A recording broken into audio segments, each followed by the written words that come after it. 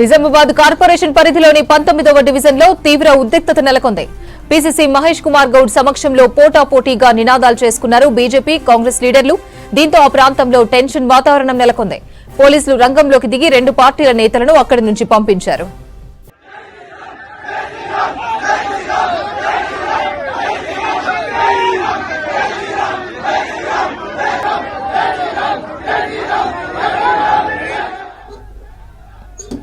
Nizamabad corporation పరిధిలోని 19వ డివిజన్లో తీవ్ర ఉద్రిక్తత నెలకొంది.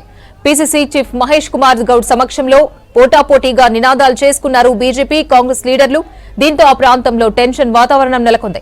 పోలీసులు రంగంలోకి దిగి రెండు పార్టీల నేతలను అక్కడి నుంచి పంపించారు.